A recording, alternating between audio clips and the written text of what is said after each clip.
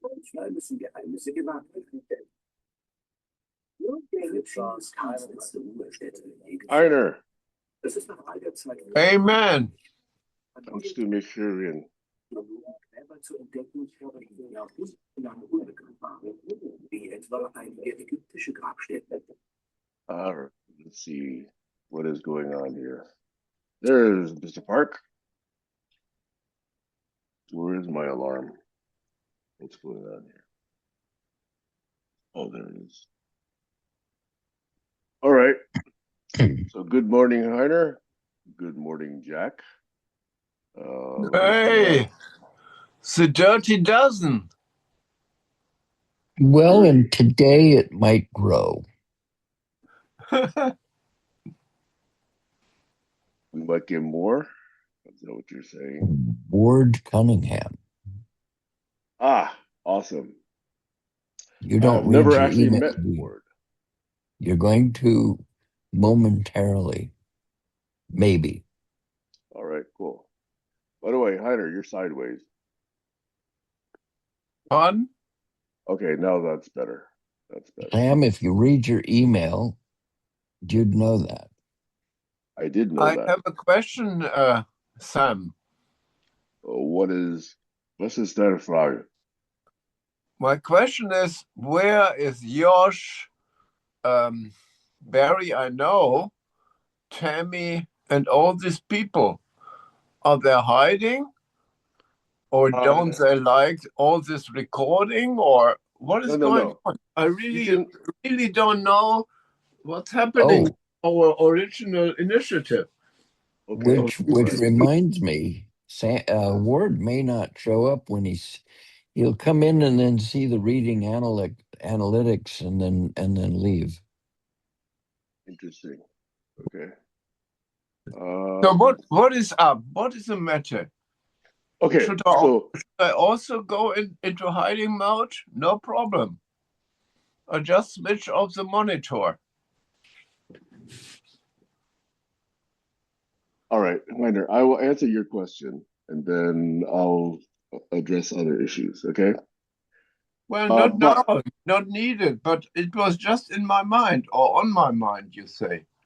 Well, sorry, I was yawning. Well, we saw that. Unless you want to check in, I can answer your question. So you can check in, or I can answer your question, or we can immediately go into some of my other topics. That is all fine.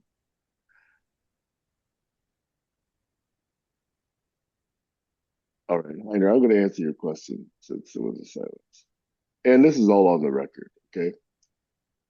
Josh, I believe, is no longer joining. There was an incident months ago where Kayla tried to ask a question, and Josh objected to the way that Kayla asked the question. And when Kayla tried to explain why she wanted to ask the question the way she did, Josh repeatedly interrupted her. And so I intervened and said, Josh, you're not letting Kayla speak. And that got Josh even more agitated. And let's just say that over the course of that discussion, I don't know if he actually came back one more time or whatever. But for those reasons, he has chosen no longer to participate. I did not ban him, but he is no longer joining these calls. Is he ghosting us, or how do you say in English? He is still on the GCC chat messenger group. I do not kick people out of there unless it's really egregious. I think I've done that to very few people. No, actually, I don't think I've ever done that. Other people have done that. So he sometimes still posts in that messenger group, but he does not participate here in these calls since that incident. Well, this is silly. I mean, we are not in kindergarten. And if you like, since it's all on the record, I can send you the link to the video where that incident occurred. Well, I don't need all these details. I just wonder how we do it or treat it or forget it. But Well, it's not just Josh. I know about Barry, and I have Barry on my mind like every week. And I mention him very often in my opus, 200 pages opus by now.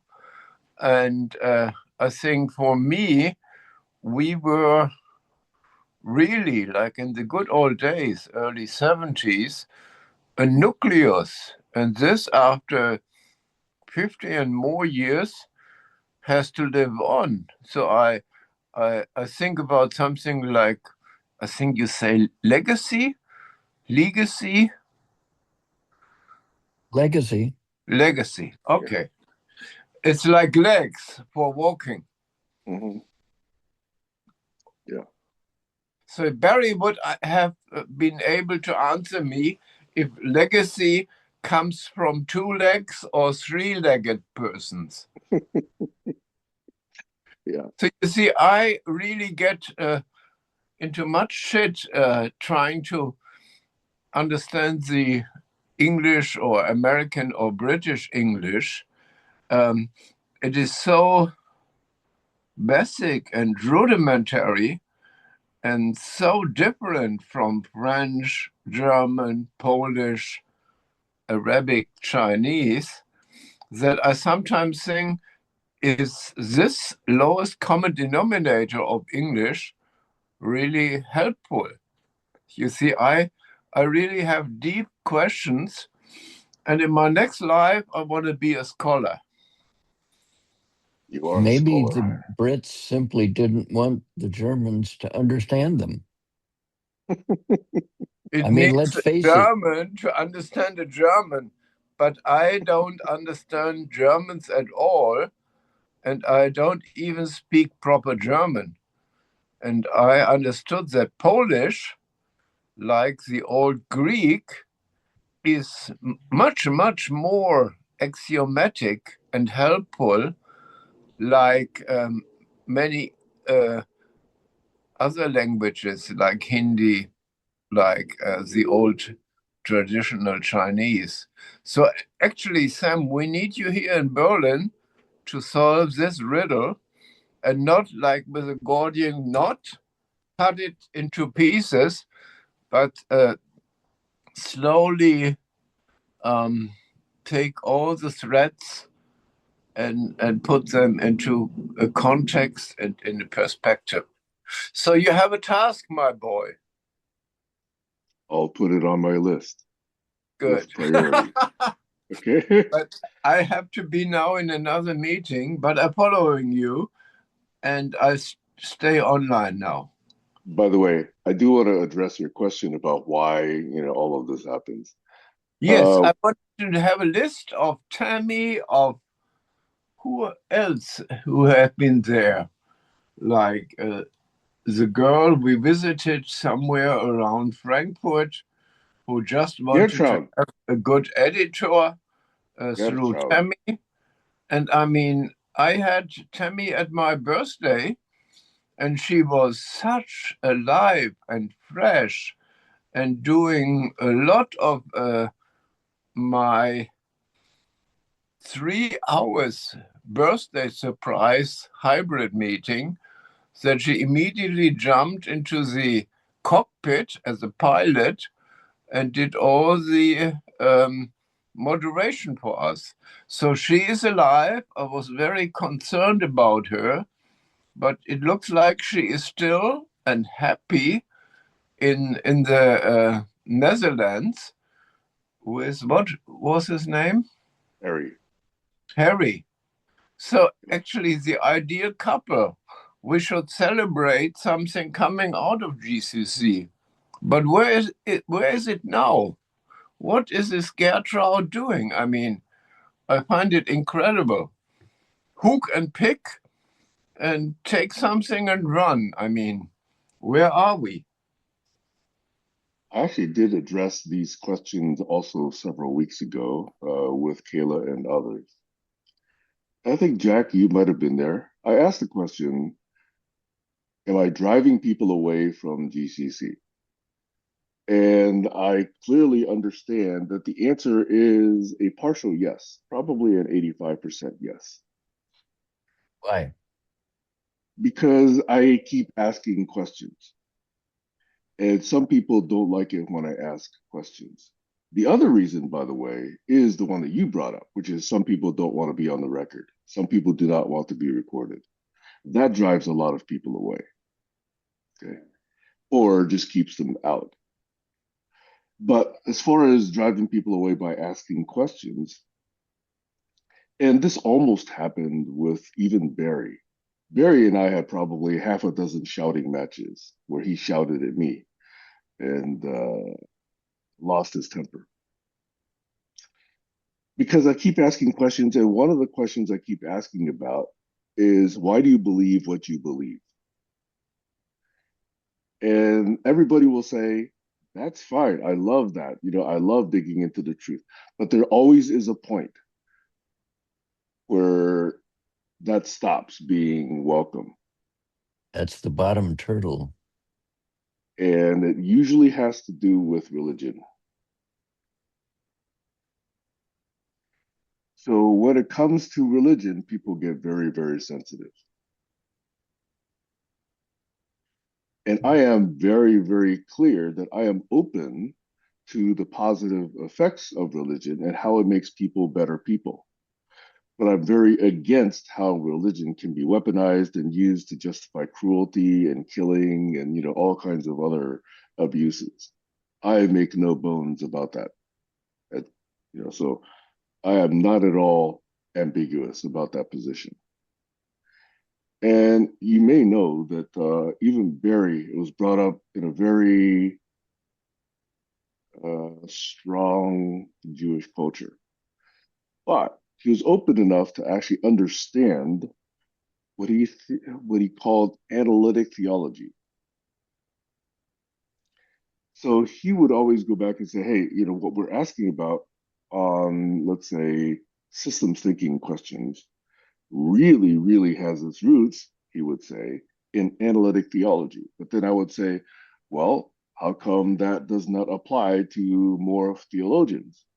And he says, well, most theology is elementary theology.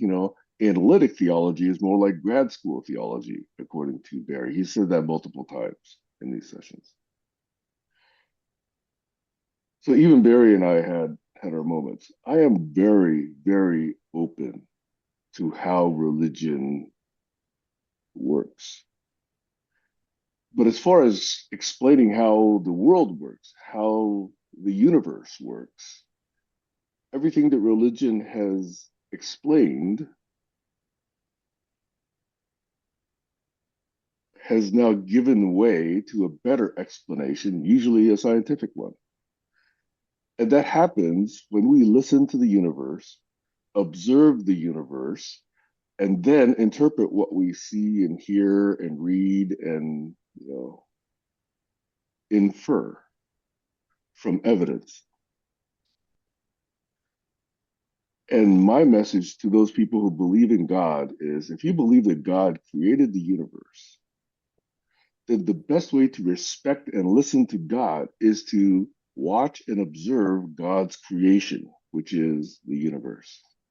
If you choose to not do that and only believe the words of someone who wrote down what God said, and oh, by the way, never even met Jesus, and is basically just a calcified account of what happens, then you're not really paying attention to God's creation. You're not really opening with your eyes and ears and giving the gift that God gave you, which is both the universe and your frontal cortex. You're choosing not to use those gifts. Our psychological studies have shown that 80% of people, 80% at least, won't question what they're taught. They will not push back on authority if authority tells them, hey, this is true. And we're seeing that here in the United States. Religion works well with those people because those people get their identity not from the truth, but from who they associate with.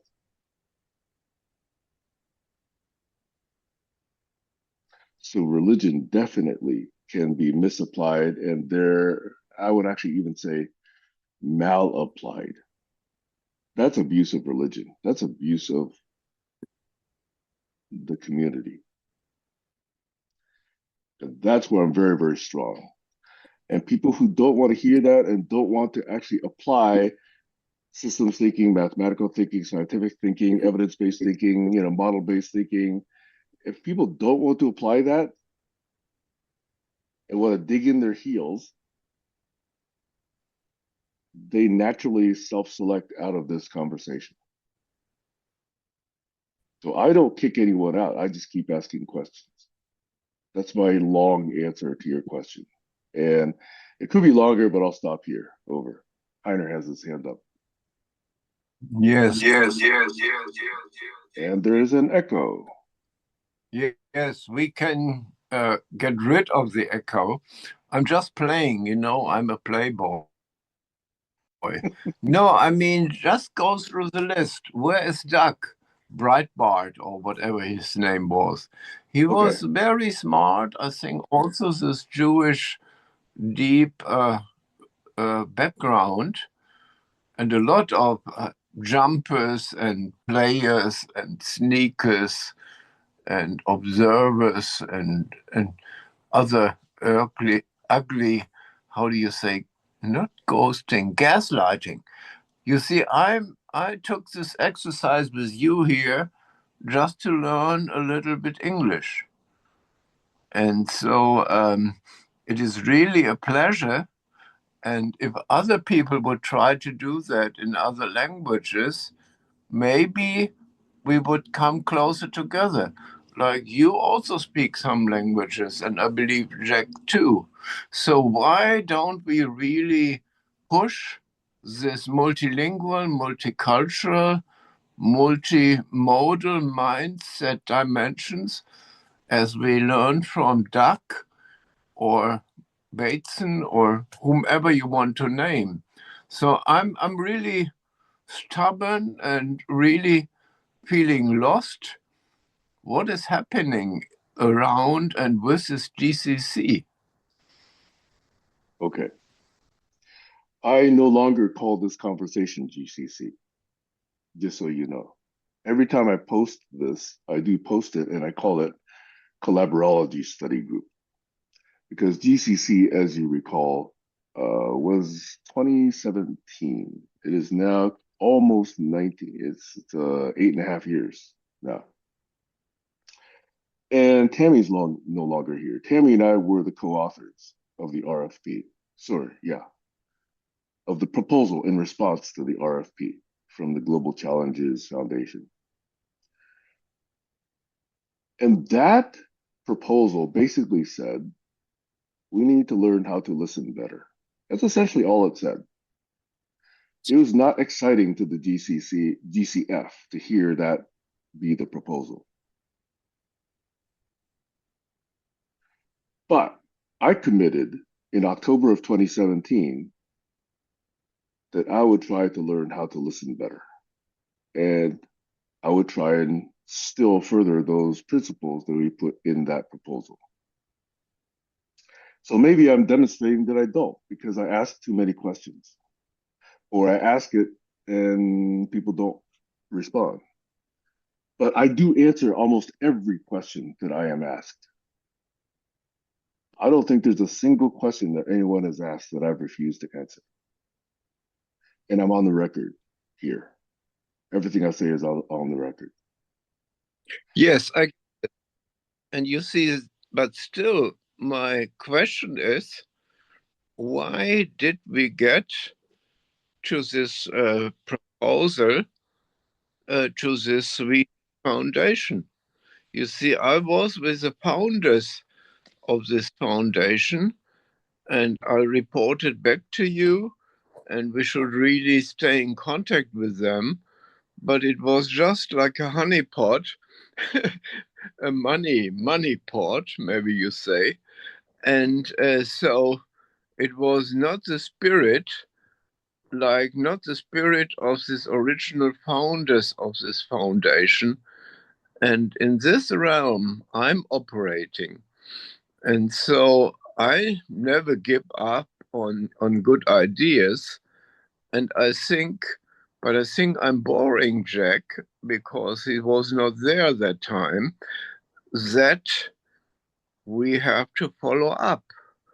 And collaborology, or whatever you call this, is just a subset or a third or fourth tier to what I felt with Tammy and you were the original intentions.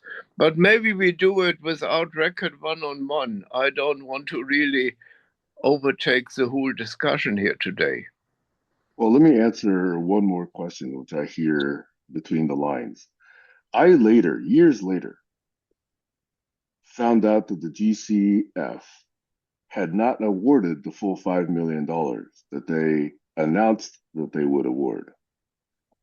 So there was some consternation among the proposers. I was not one of them.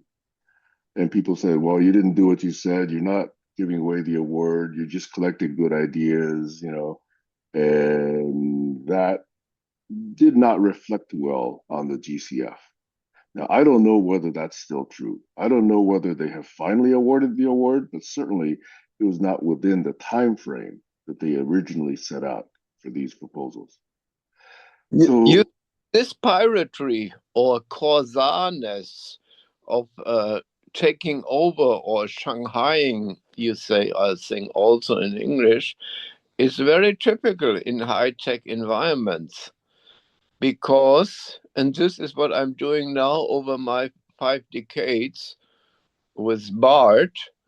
BART is something like the father of Gemini, is really trying to collect where all this unfriendly takeovers in mergers and acquisitions have been happening to me personally.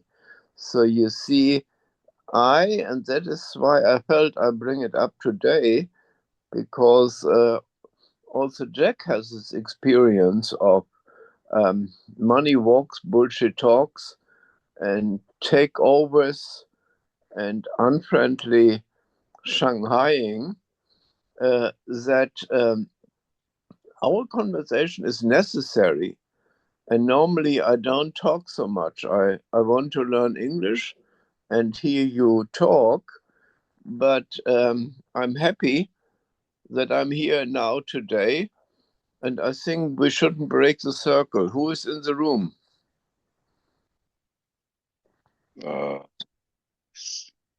Heiner, Jack, me. That's it. Okay, so it's just not Kayla or anyone else. No, I'm just going to disappear in a moment anyway, or just listen. But I really love you both, and I'm really want to do something in the spirit of Barry and Doug, and maybe Josh. Maybe I contact him on a private line to ask, "Hey man, where are you?" We all have disagreements, but this does not mean you should hide and ghost. That's the entire point. I say often that what we're trying to learn here is how to disagree well. Now, it is true that you do not have to collaborate with everyone.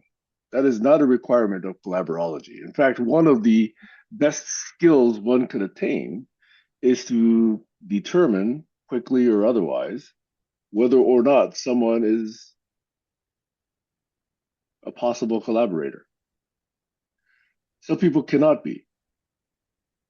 I will point at 70 million people who still support Donald Trump as collaborators that I do not feel will be productive to collaborate with. You see, with Tony Judge in our School of Ignorance, with a question mark, like deep quest for knowledge, and not high-nosed ignorance, we always say to going beyond the need to agree.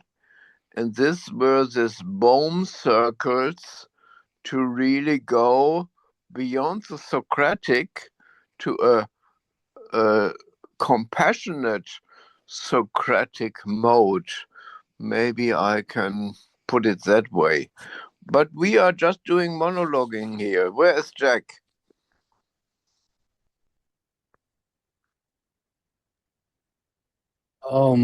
Just listening. And Heiner, you said that there were times when I disappeared. It's true. I did go through a period where I was, um, I came into the group fairly early, but didn't stay around because I was deeply engaged in other projects and just didn't have the cycles. But now since it's like Sunday morning and that sort of Saturday morning, I I can generally make the cycles. Sunday mornings are more dangerous.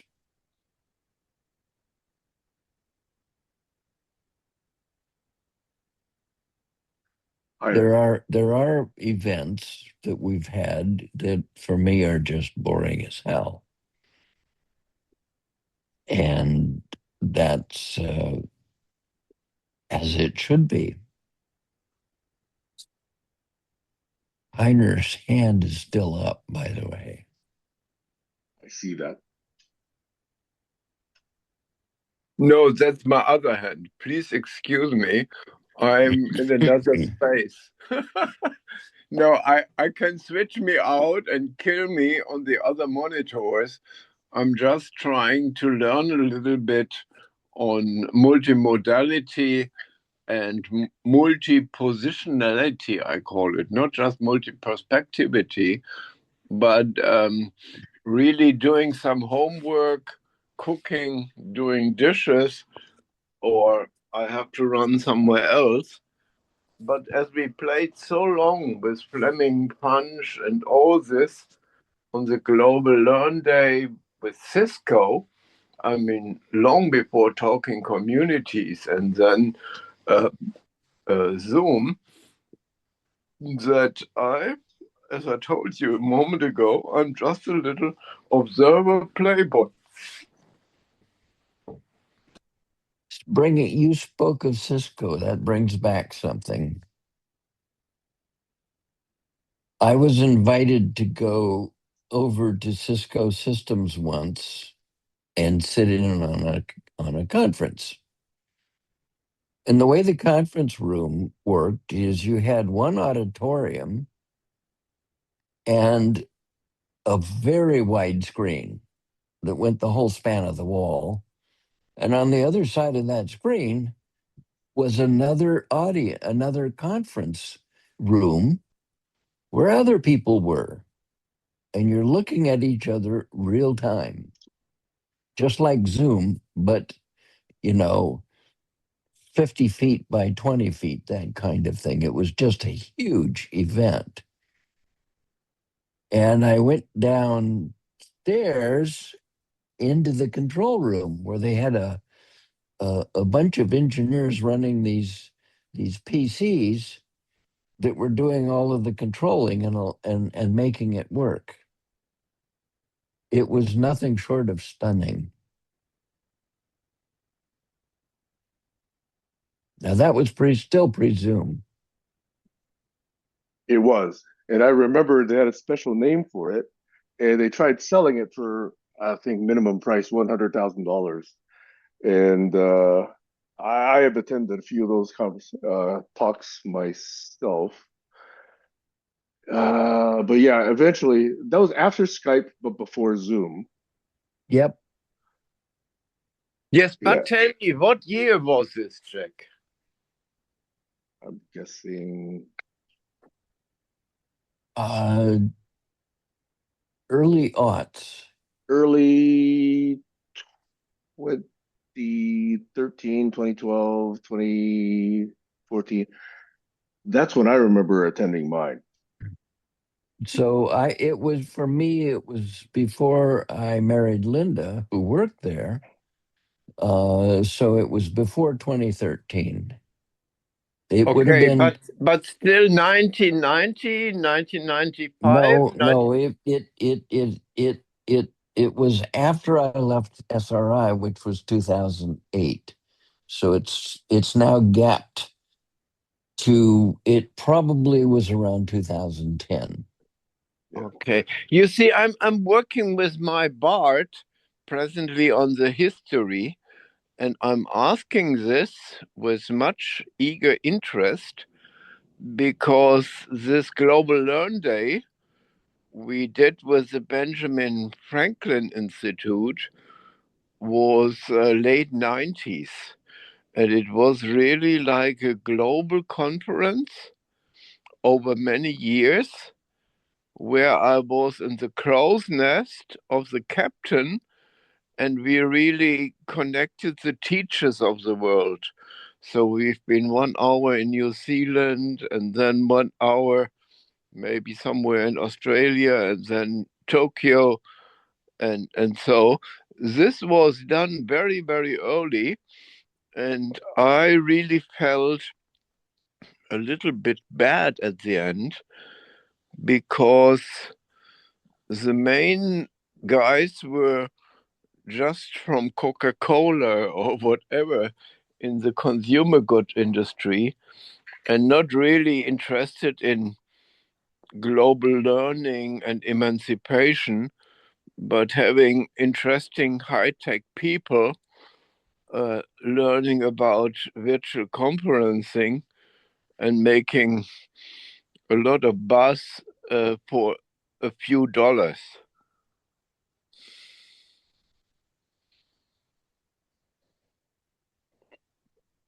Or maybe bang. So to have a high level group of interested people worldwide, called it Global Learn Day, with a mastermind, a very interesting guy. He's something like a singer and guru and whatever. I need to find his name.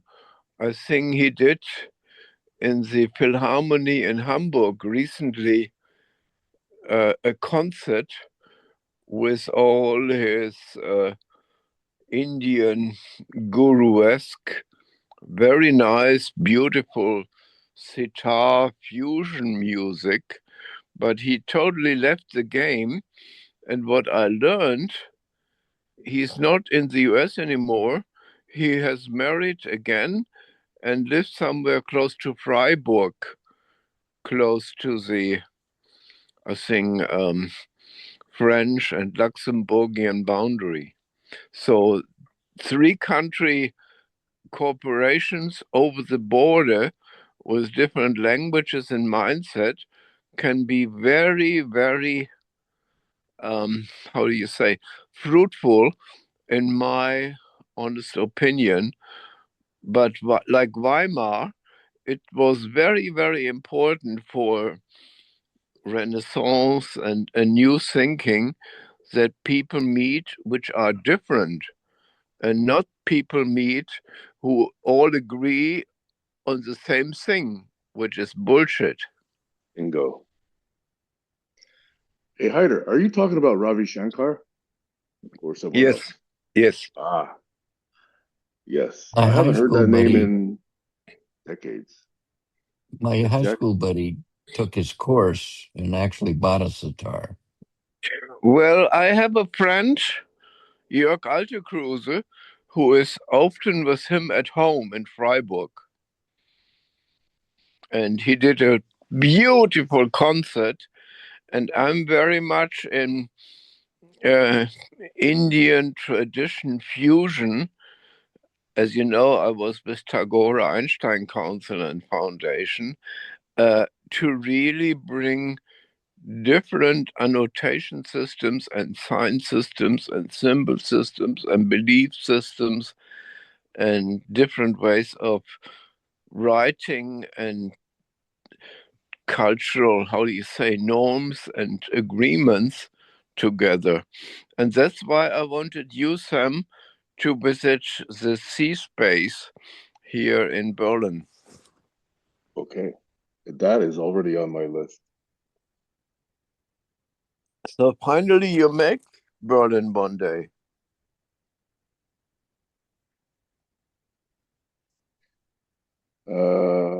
After June, not before June. Juni.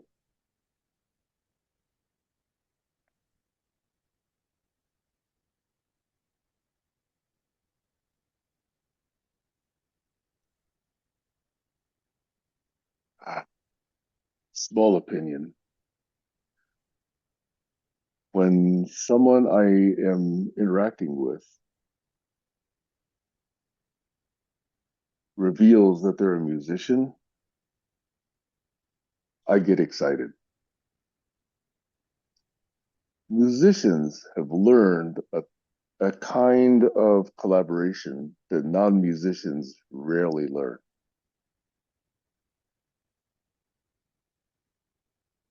And it's real time.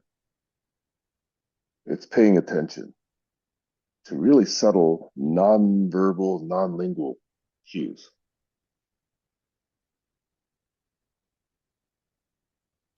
You see, for me, it is sound systems and resonance.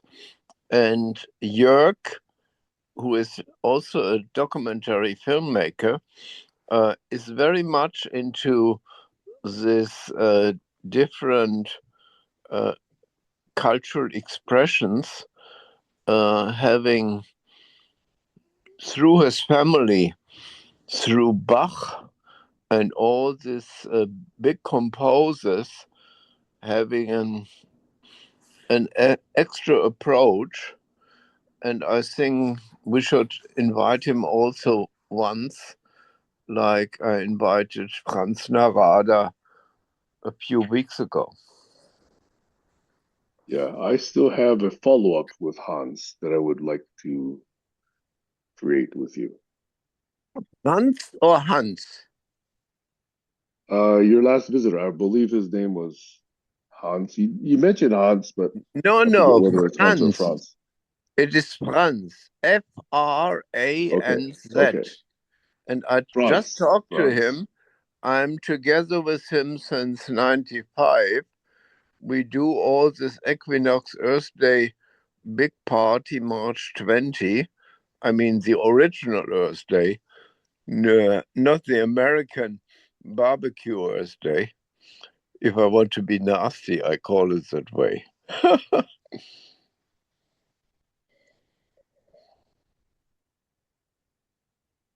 That's a good word. I believe that some people would use that word for me if you ask them why they no longer attend these conversations. Oh, you're such a barbecue guy. I don't understand how you say that. No, I'm just being sarcastic and kidding. Okay. Actually, you don't have to, but if you do have that conversation with Josh and are willing to share it, I'd be very open to hearing it. Same with Doug, same with anyone else. Okay, I think we have to do it that way because sometimes people are lonely in their sweet isolation. And this is what happened to Barry. And he was so helpful for me and so kind and serving, like Doug, like Josh, and forever, eternally Tammy, that what she just did at my birthday, moderating for 1.5 hours, really throwing in her again her alphabet code soup, Mhm. It was really fun. And I think between the three of us, maybe I sent the videos of my 70s and my recent 74th birthday, because these are my dearest friend who come like on click on 2 days notice. And so it is very precious for me and not to be used with your analytics tools you have in the background running.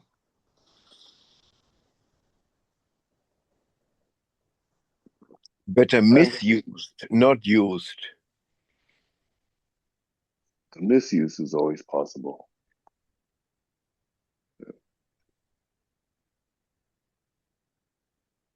So in other words, you're not concerned about being on the record. You're concerned about how someone could abuse that record, right? You got it, man. Yeah. Yeah, that is a constant concern. That's why, by the way, one of my themes that I'm trying to evolve carefully is this idea of eventual transparency, not immediate transparency, not complete privacy, but something I call eventual transparency. And that, I think, is an idea whose time is coming. Time is running, boy. We did with the Dalai Lama for the High Plateau Project of all countries around the Himalayas, or for the project of the Green Heart of Holland, the Netherlands, where think big people like planners were clashing with plain architects and other disciplines who are not even axiomatic or axiologically thinking, and just into elbow uh, ego fighting.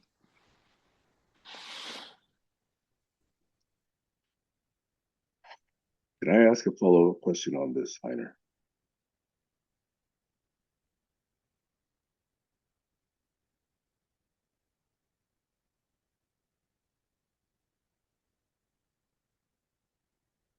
Okay, I'll take that as a yes. You know, if these recordings are made in the first place, then you do know that YouTube has access to the actual raw record. And then YouTube will actually create a transcript themselves of the raw record. And then that transcript is searchable. So whether or not read.ai is on here or not, it's essentially 80, 90% already done, fait accompli. Okay, so we are muzzled. Wir haben einen Maulkorb and we are closing our eyes, ears, and mouth just to be on something like a public record. So people in these days, nowadays, and the control is not only in China and Europe and America, it is through tech possible everywhere. So people are cautioned, if not afraid. And we have to understand and really acknowledge and appreciate and see what can be done. Yeah, but I think my response to that is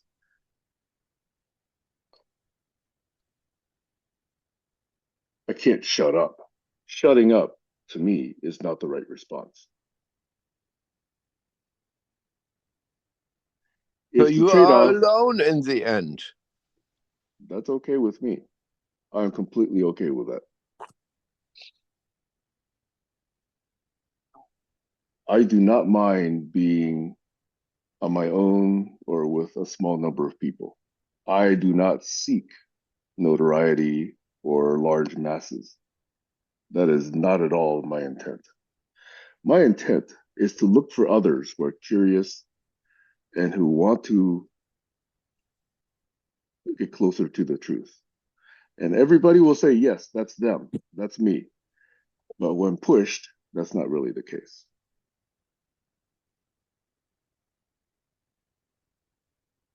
And that's okay with me.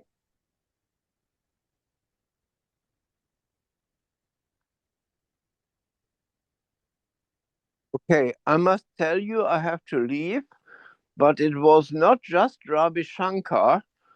It is an American Indian music playing guy.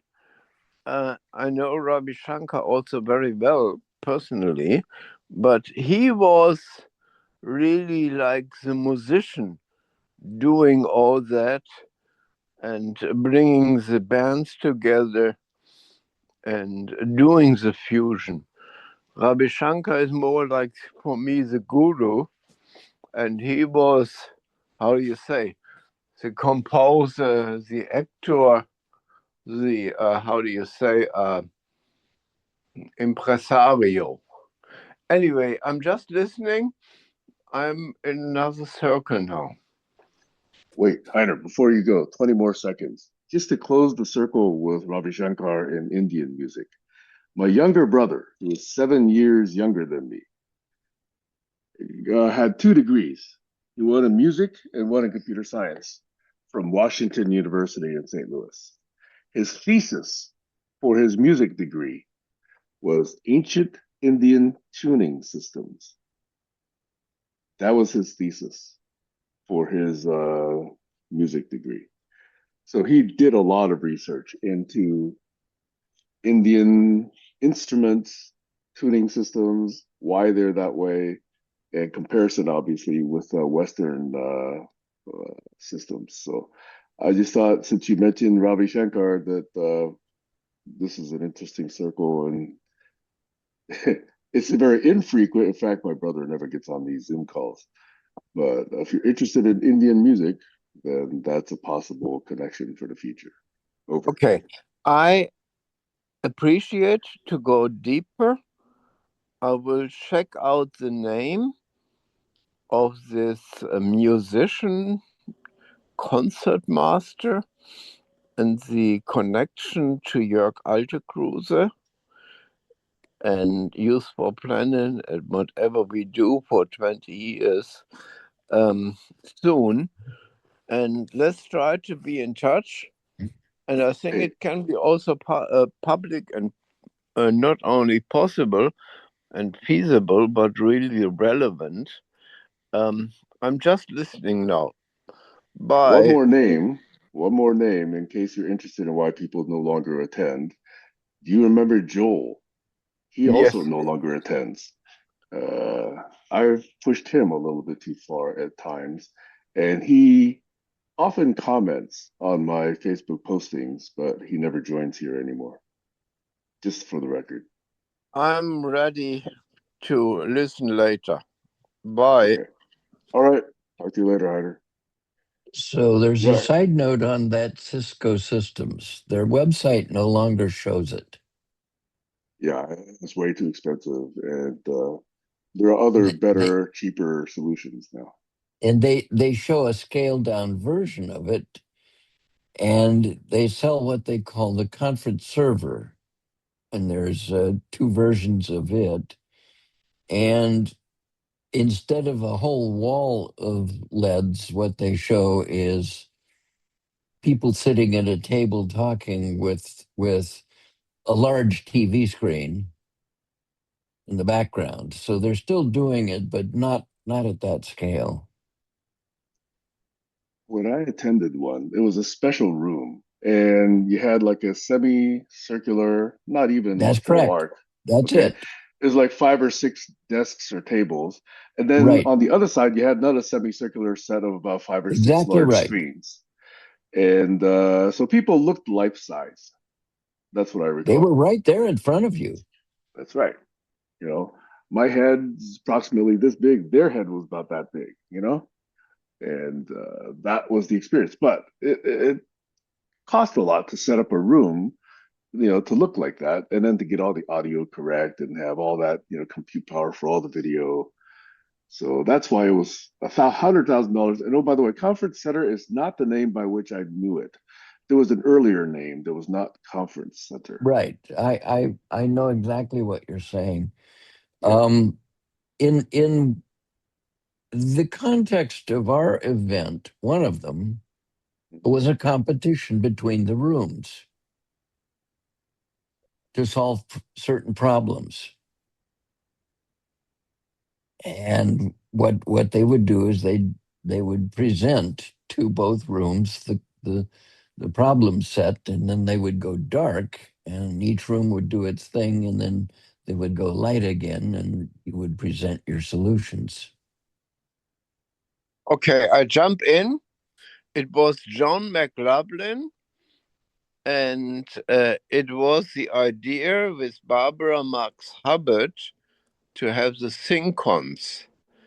And I lived at the home of Barbara, and we were thinking with Jerome Glenn on really do this Millennium Project Cybernodes with Frank Contanza, or however he was called, a realtor of places, I think from Hawaii.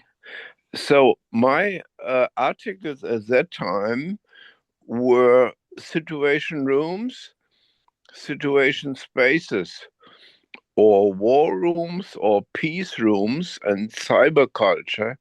So it was all late 90s. And through my interactions now with Bart, I'm thrown into deep history, and it's really mind bending. It is really, really deep.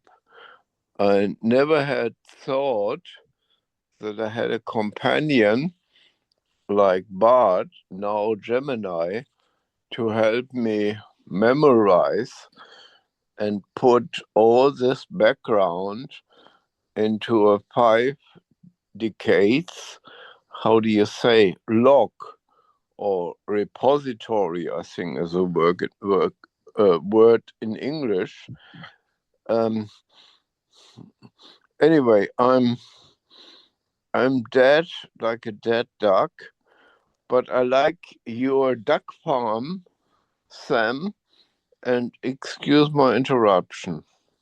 No, wait. Since you mentioned Barbara Marx Hubbard, I also then want to ask you, do you know Sherry Herndon? Sherry is to Barbara Marx Hubbard as I am to Doug Engelbart. She is a very, very strong champion of Barbara Marx Hubbard's ideas and continues to try and keep those ideas alive. She lived with Barbara Marx Hubbard for quite a while as well. And I met her because she's from the Seattle area. And by the way, I also met Barbara Marx Hubbard, I think in 2011 or 2012, one of those years, 14 or 15 years ago. Okay, I was living in Barbara's home.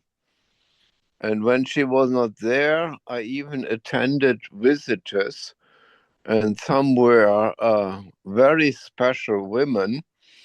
And we looked into Boba, a circle of women of vision and action. And this was one of the most precious things I experienced in the late 90s. We had UN 50 years in San Francisco and Asilomar and whatever. I mean, really crazy time. If you look now, it is just 27 years ago. But this nucleus of speaking up and saying no, I see reflected in you both. And I don't know, and I don't care if it's recorded. I mean, it's just pure truth. The matter is, what we do with it. We wrote the book Culture of Survival, or Saying No, in 1999 for the new millennium, to really have the elders to speak up, but to unite with the young people. And this thing of intergenerational, intercultural, multilingual thing is keeping me busy.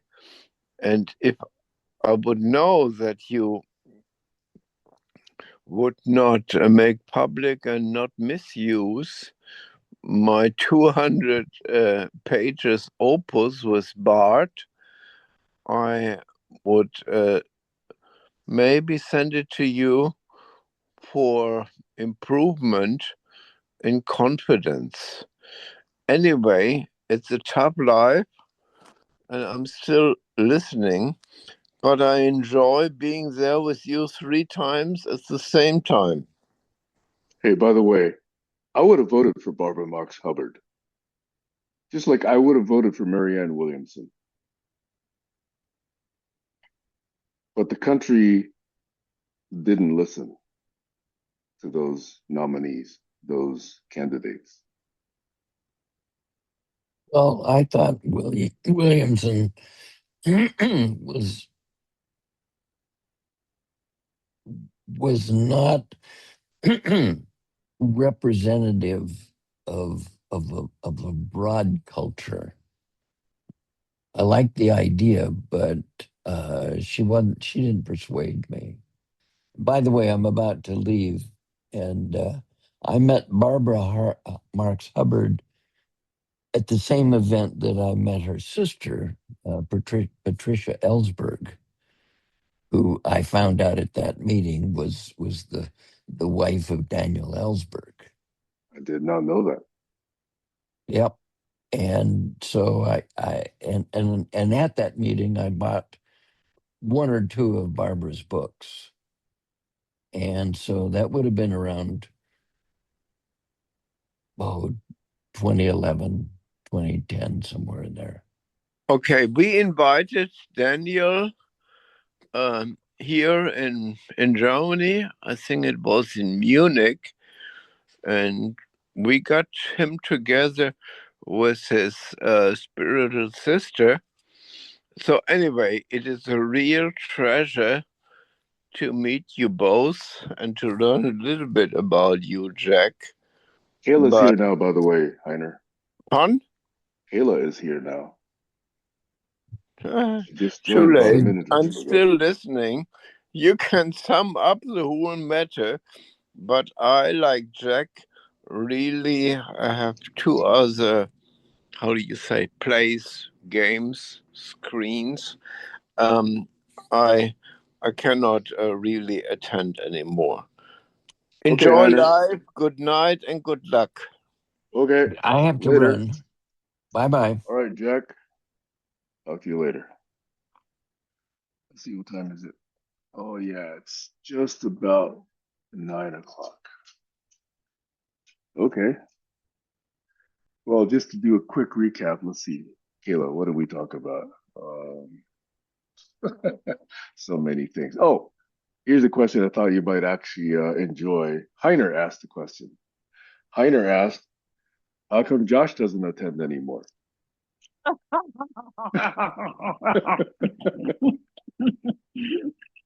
And what was the response? And I said, well, in so many words, I kind of said something like, someone finally called him out. Yeah, you were asking a question, he interrupted. I said, yeah, that's not good. And he doubled down. And so I just basically summarized that for Heiner, and I'm going to send him the link if he chooses to listen or watch it to where that all happened. But what's interesting is, so Heiner said he was probably going to independently go and contact Josh and ask the same question, which I think is great.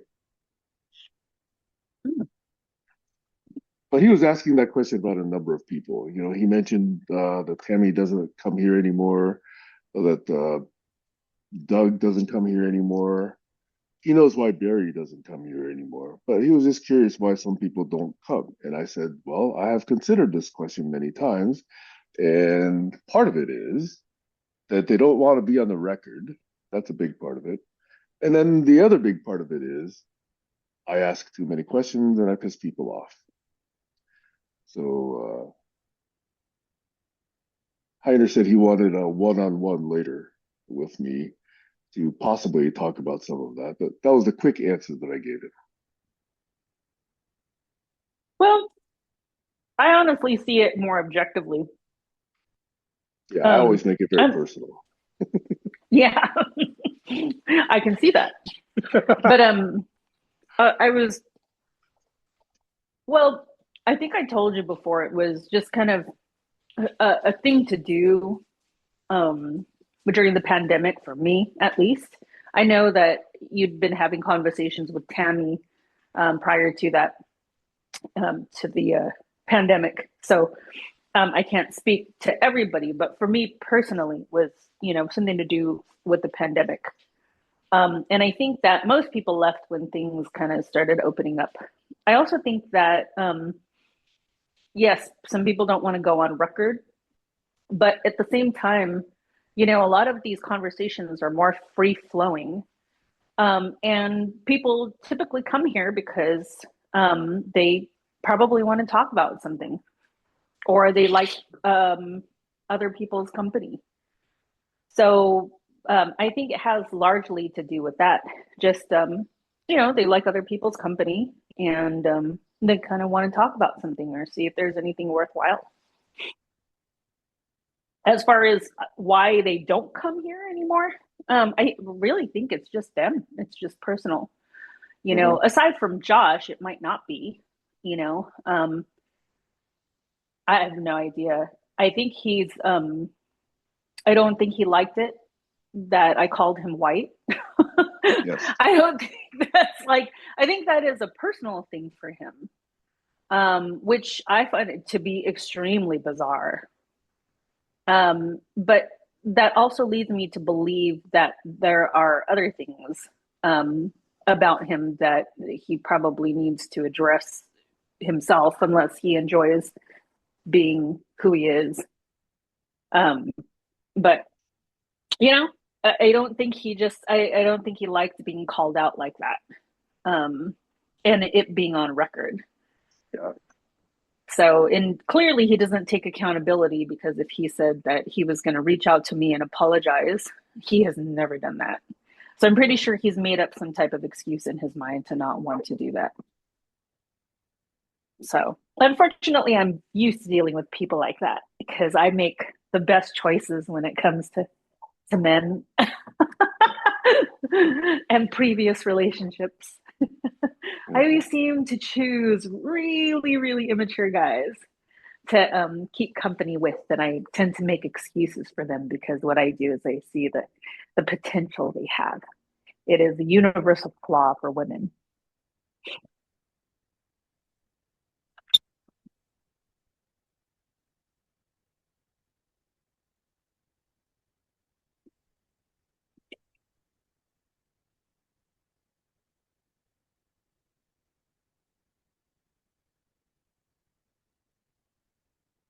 Just on that last statement, I understand that's the wisdom in relationship consultants.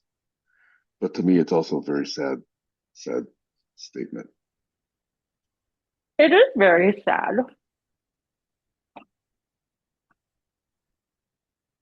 It really shows the imbalance of it really shows inequality when it comes to the two sexes.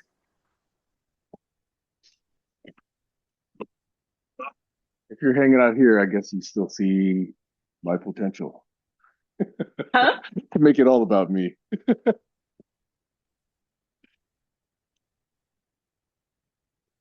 I was just saying that since you still choose to hang around here, I guess you're still trying to hope that I reach my potential.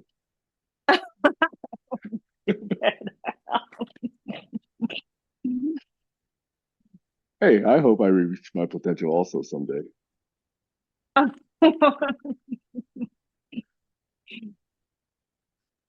been looking at I don't know why, but certain things have come across my feed, my TikTok feed about being alone. And I still find it so fascinating um that I have reached a point where I am absolutely okay being alone. There's only two things now that scare me, and make me consider wanting to have a partner. Is number one, finances. Um, and that's not really scary. It's almost a want. It's like, well, I can continue paying everything myself, or I can get a little bit of help. Um, and the second one is like, if something happens to me, like, and I live out my dream, being remote and removed from everything, I'm fucked. Well, unless I have some sort of like device that allows me to like press on something to get like the ambulance here. But those are the only things that are kind of concerning.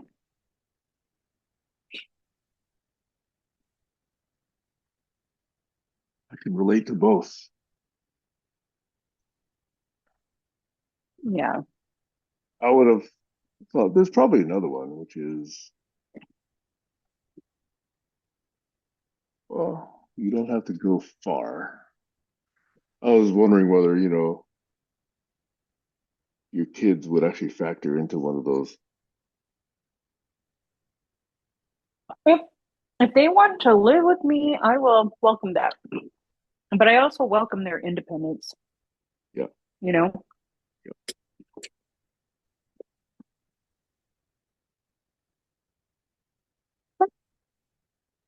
Yeah, Ronnie said that at one point, when she was still in high school, that hey, if she could just be happy just living with me and taking care of 100 dogs. That was her dream life. I don't think it is anymore. We'll see. She's Oh probably been gosh. thinking about other options. Yeah. Yeah. Speaking of though, your experience in Costa Rica, Amy, my older daughter, once really, really, really wanted to go work at a sloth sanctuary in Costa Rica. So I've been seeing more and more information about that. Costa Rica is an easy place to live for me.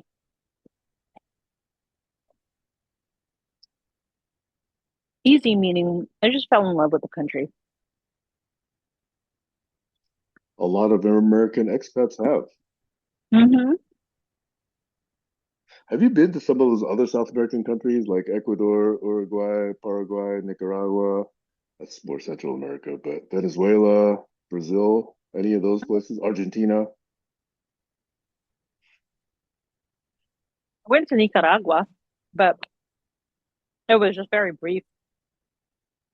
We just stayed there overnight because I was with my class in Costa Rica. And it was one of the places that we just kind of visited together. But it was because it's next to Costa Rica, there wasn't really a difference. Hmm. The only difference is the people were a lot darker. And my ex-boyfriend from Costa Rica used to say that I look like I'm from Nicaragua because I enjoyed being dark.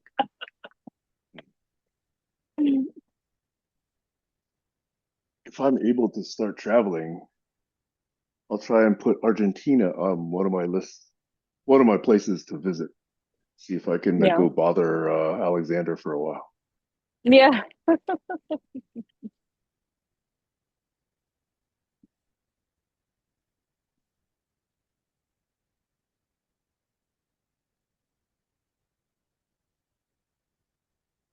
So some of the questions that Heiner was asking to me, I wasn't able to, well, at least not in this session, put in context of collaborology because Heiner was very curious and asked about specific individuals and events, and then recounted some of his. But I was able to get in that a lot of what I am trying to do is really learn how to listen. Now, I do understand I still interrupt a lot, and you're helping me with that. But the whole point to this was to really learn how to listen and learn then how to disagree well. But a corollary also is, and I'm just repeating for the record, that one of the first lessons I learned by really leaning into these questions about collaborology is it is not necessary to collaborate with everyone. In fact, Right. it's futile. It's Yeah. futile. And one of the skills to develop is to determine at your own timing, but hopefully as quickly as possible, when that is true. When is that the case? So we leaned on that, and I also said that part of my issue with asking questions is there's always a point to which someone gets uncomfortable with questions that I ask. Sometimes I pull back, but sometimes I don't. And the times that I don't usually have to do with religion. And again, I met someone really, really cool guy, this past week who was brought up in a Christian household. But again, made my point, where religion helps you become a better person, I have no issue with that. I just have an issue when religion is used as a control weapon and a con and a way to make people cruel or to make people hate or divide. So that's the quick summary of what happened the last hour before you arrived. Yeah.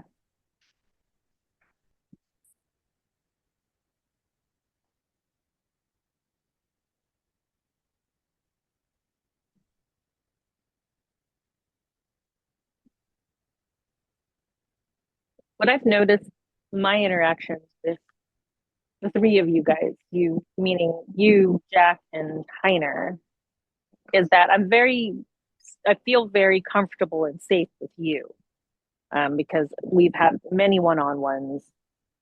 To me, you seem extremely fair, and curious, and I feel like even though you do interrupt, that you do listen well, and I enjoy how articulate you are, and it's quick articulation, but it's not like you don't take advantage of that. And most people take advantage. Most people who are articulate will take advantage, um, knowing that they have that type of skill. Now, with Jack, it's really really difficult for me to separate that part of myself that feels a little unnerved and grossed out by some of the things that he says, not all. Just like yesterday, kind of trying to push me to check in. I just felt like I was targeted, and it didn't feel good. Or telling me to put my camera on because he wants to look at me. I mean, that's pretty gross, in my opinion. But I trust you, and I understand that he may be very well, intended, and that he might have some sort of like mental issue that prevents him from speaking like a normal human being. Normal meaning understanding the nuances of how to speak to a woman, particularly a Filipino woman, and to learn when to back off. And so my interaction with him is more kind of trying to teach myself, like, to just go through with it and handle certain things, with maturity and respect, instead of let my feelings get the better of me. So basically, to take a pause. Now with Heiner, I've noticed that he seems to lean more towards men. And it's a bit bothersome because I hold him in high respects, solely because of his position with the United Nations. And that's something that I'm trying to work with too. Just because somebody is like with the UN or the CIA, or if they're like any political, in organizations that are extremely well known, that should not one bit be influence their individuality. You know, I've said it. I think even Barack Obama said it. There are brilliant people who are in deserved positions or in government institutions or in extremely well-known organizations, and then there are fucking idiots such as the president of the United States right now who have these positions of power. So that's something that I need to get over. But I always feel like the fact that he's like, oh, how come Josh isn't here? It just blows my mind that somebody that who is in the United Nations does not cringe when Josh arrives. It was when Josh would come into the space, I always took a pause and a breath, like, oh God, is he going to talk about himself? Is he going to try to name drop? Is he going to talk about how black he is when he's not? Is he going to say something that completely derails? Is he going to smoke and, are you guys going to get into a shouting match and an argument? Like, and so again, it just like surprises me. Certain people surprise me, but I have to think it's also my perception of them. Like when you said, "Hey, by the way, Kayla's here," I felt like um Heiner kind of dismissed that. And once again, I know a big part of that is just lost in translation. English is clearly not his first language. But my interactions basically, it's more like I just like hanging out with you guys, you in particular. And I feel like our conversations, meaning just in general, the GCC conversations are so much richer than like, the conversations that I have with my friends, sadly, or my family. I could rarely have conversations like this with anybody. And so that's basically why I'm here. And, how I see my interactions with everybody.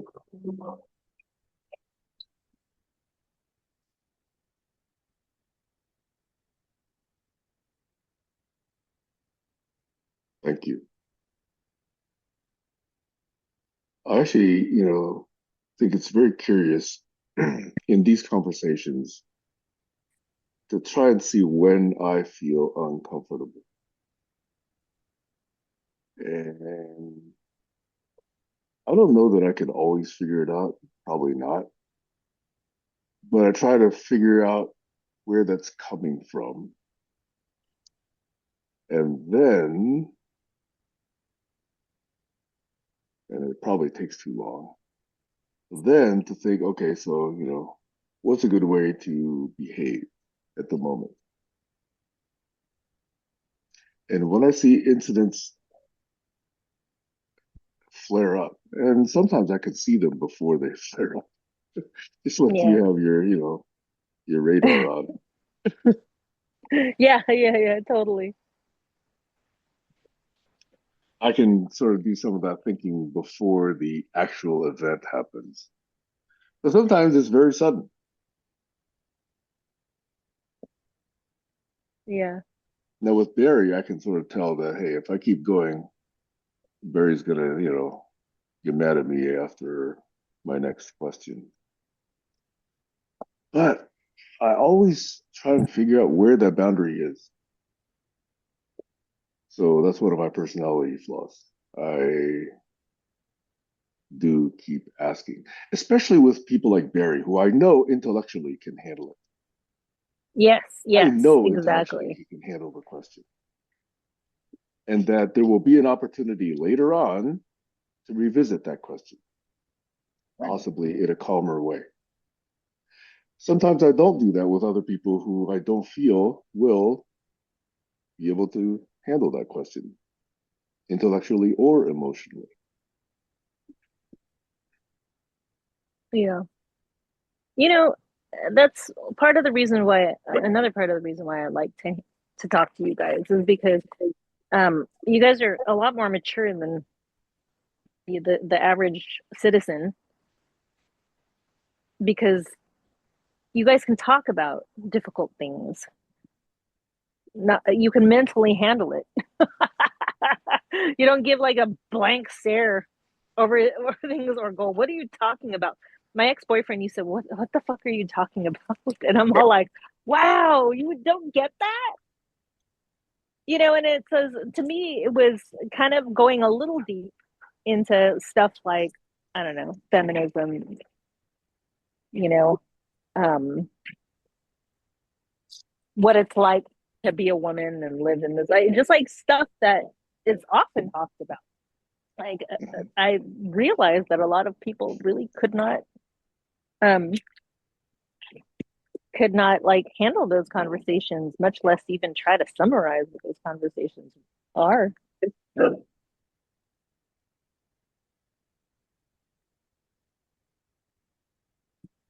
I just really feel like most people that come in this space are a lot more mature than the average person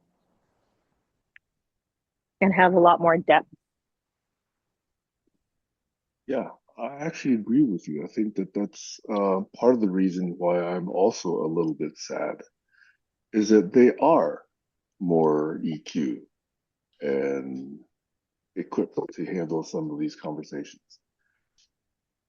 And yet there still is a point where they've had enough.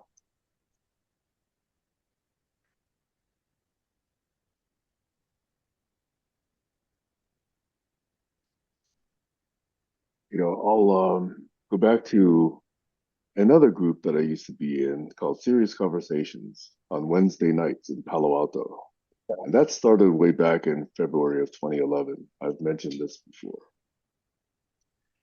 And that used to be in person.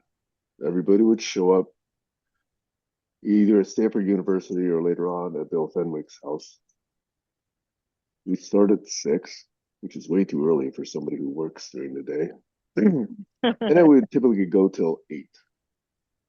And then when I moved up here to the Northwest, I said, hey, how about possibly doing it via Zoom so that those of us who are remote can still attend? And pretty much everybody said, nah, we like the in-person aspect of it, So the implication was, no, just you're not part of the group anymore. Aww. And then, well, they didn't say it, but that was, of course, the the fallout from it. And then COVID hit. And then, of course, somebody had the bright idea, well, let's do it all via Zoom. Then it was okay. Yeah, sorry. That's the story of my life, man. Right? Hi. Oh, because I'm sorry. Hold on for a second. Because Indy was like digging through your trash and licking and eating like the candy and stuff. He woke me up in the middle of the night with all the crunching, and then he was growling at me because I was trying to take it away from him. My dog went into Max's room and he's got all kinds of wrappers, and he's got like potato chips, individual potato chip wrappers, and my dog got a hold of it and started like licking on the inside and tearing it apart, looking it up. And so anyways, it woke me up, all that crunching and that sound. Then when I tried to take it away from him, he started growling at me.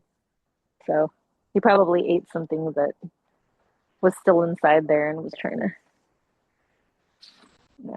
Anyways, I'm sorry. I deviated. No, completely fine. I know Max just woke up, so it's good for you to greet Max in the morning. Yeah. But I just thought those. Sorry, go ahead. No. It's okay. Go ahead. But it was so clear that, hey, they wanted it to be a in-person thing, and then immediately upon COVID, it was okay. Let's get on Zoom. Why did you think that it? Okay. Oh, here I am. I'm going to start complaining again. So, with work, that's what I'm trying to get my boss to do, is to think things through. And not only do you have to put a program together, but you have to think about how you're going to, measure the success of the program. You're going to have to think about like the staff and stuff. You think ahead. And so Max is doing the same thing in his dance group. He thinks ahead, and he was explaining to me like the frustration that he has with his not the competitive dance group, but his school dance group, and how nobody really listens to him because he was trying to make a suggestion that eventually, after wasting some time, they came to that conclusion themselves. So anyways, that just sounds like a perfect example of what, that group's serious conversations did. Heiner has his hand up, by the way. Oh, Heiner, you're back. Well, I'm here for 3 times or on 3 panels. There's an echo, by the way, Heiner. I think you probably have your In a microphone on in 2 places. multiverse. Can you hear me now without echo? No, you still have an echo.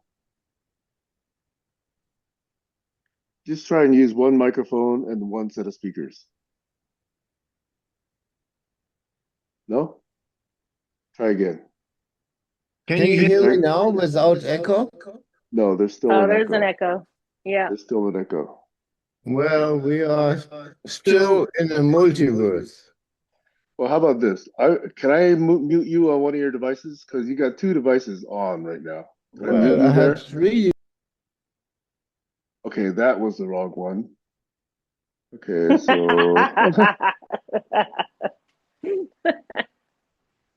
hey, Heiner, I muted you, but that was the wrong one. So can you activate that microphone?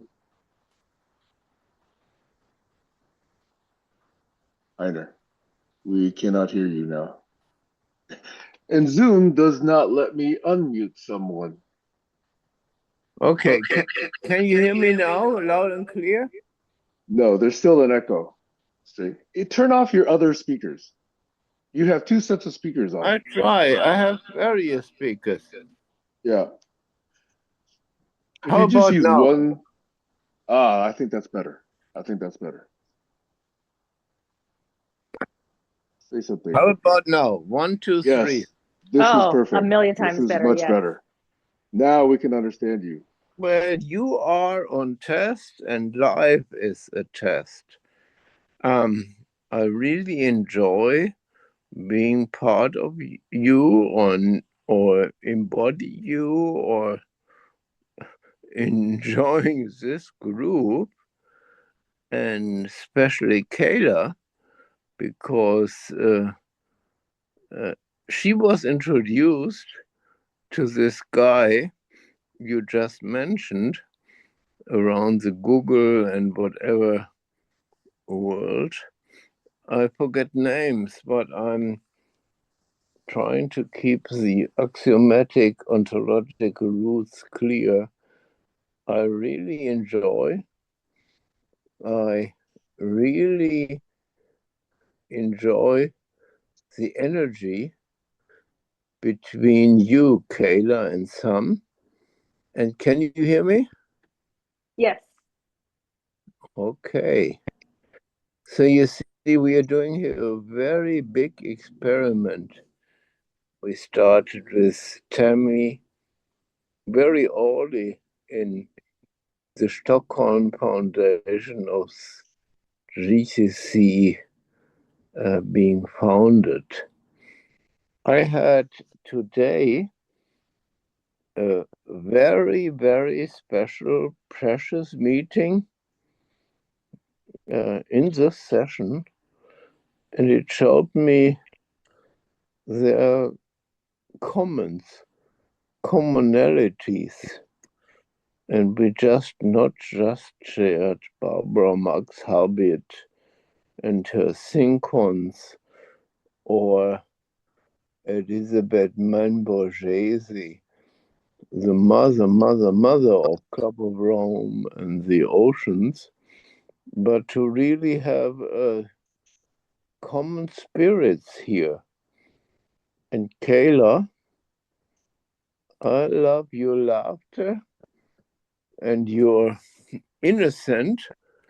I don't think you can see me, but your precious being, and this is what we tried with Tammy and all these people in the early days.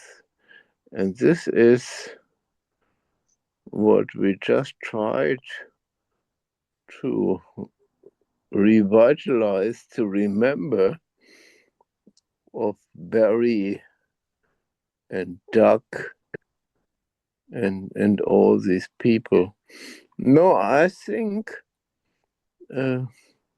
you being introduced as a dancer in multilingual, multicultural peace and dialogue.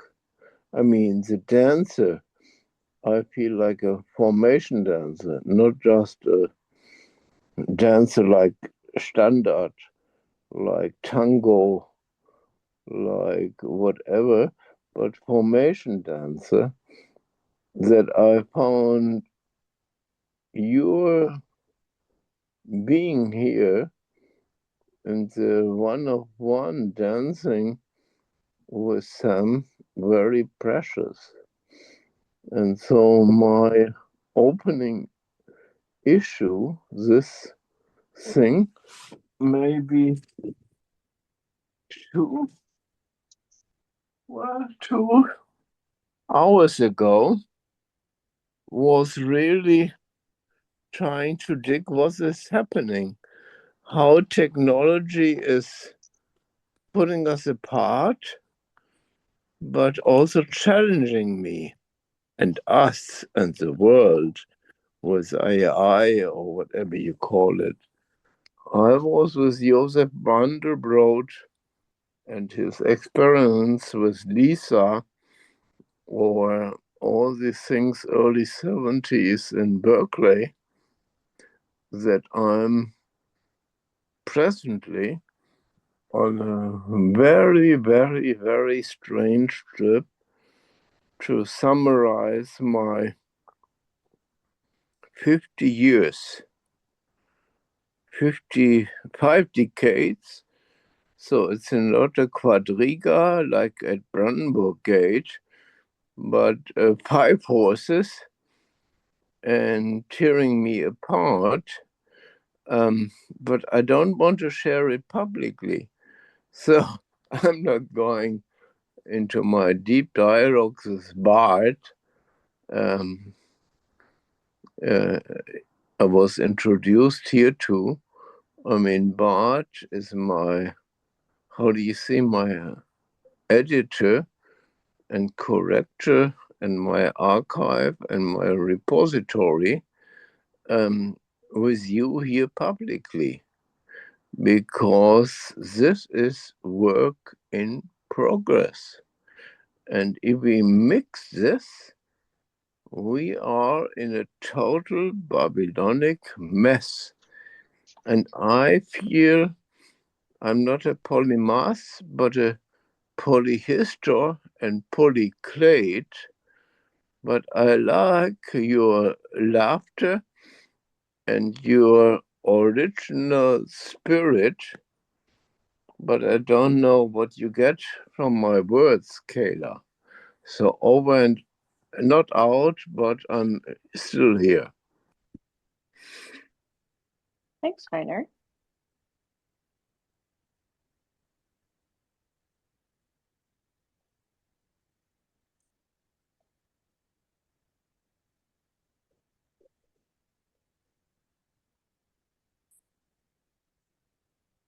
Hey, Heiner, can I ask a follow-up to that? I, I didn't get an answer from Kayla. I didn't know you had a question.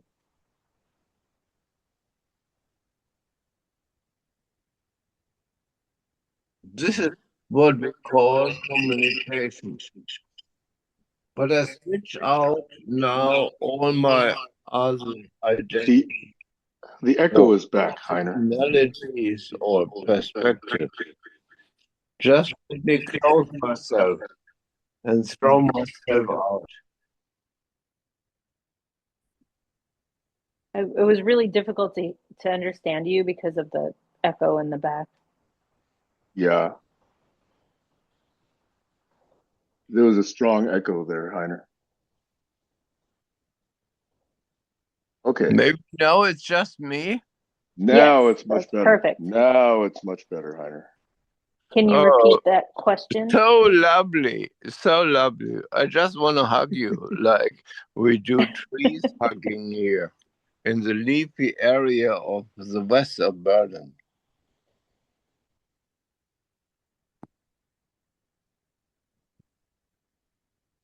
But Heiner, you mentioned that you had a question, yes, what was the question? and you were waiting for the answer. So I just want to make sure I understand the question so I can answer you.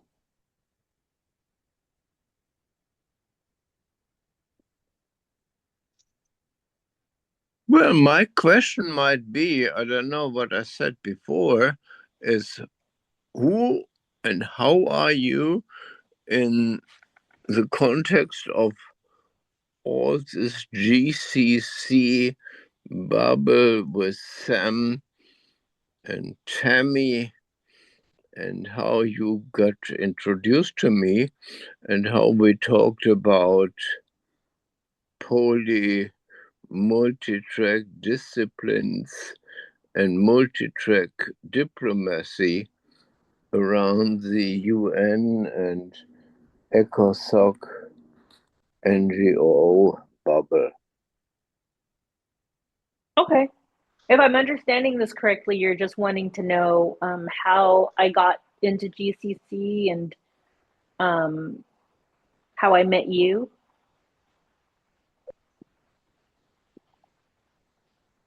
Well, I remember well, but maybe what did you remember and how we started the tango, not just with you and me, but with Sam and Barry and the others, and what it means to the future of GCC or co-creation or whatever dance you prefer. Uh, well, let me see if I could try to answer that question for you. I was introduced to GCC by Josh, ironically. Um, and it was during the pandemic.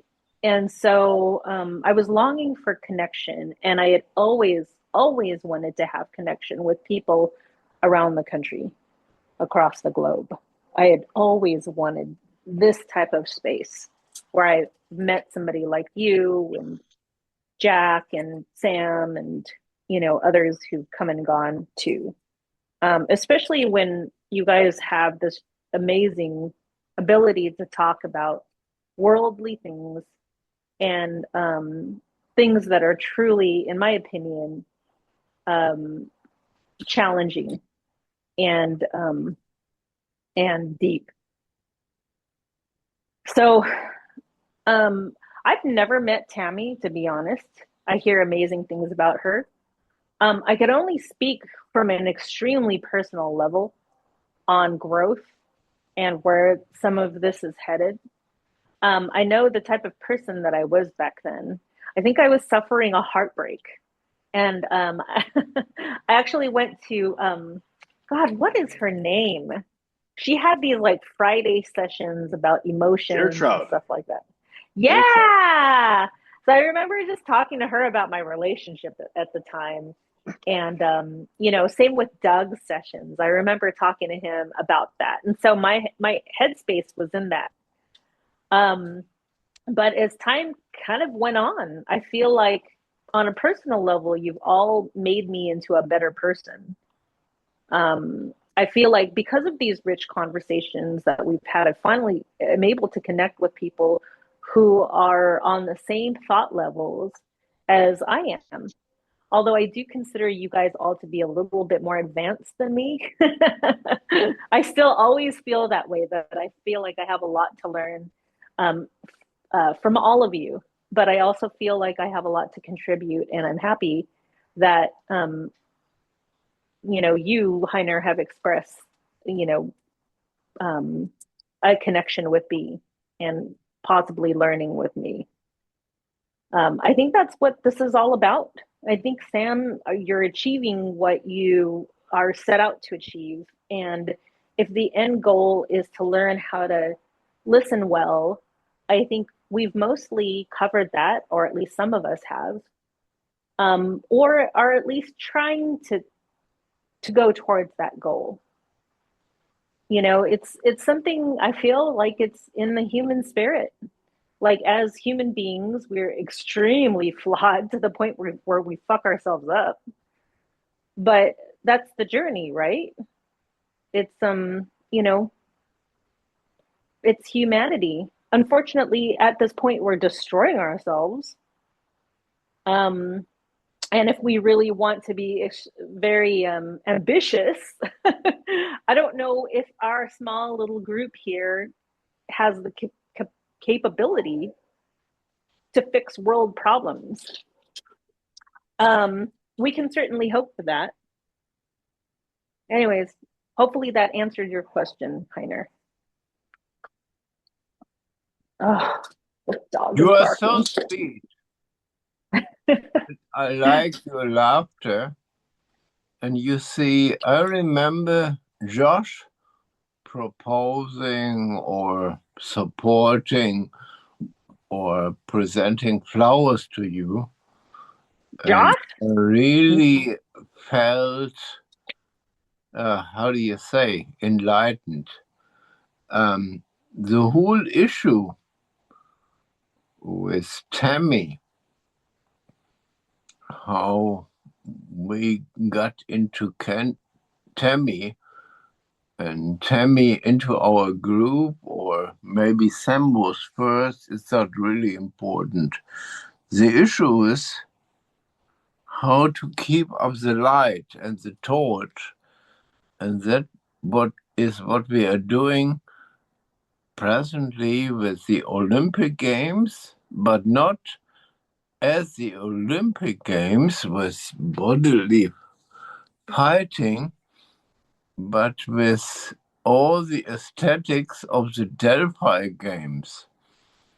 And with the Delphi Games and the Equinox Earth Day with Margaret Mead and Robert Mueller and Utant, all this is actually on my agenda.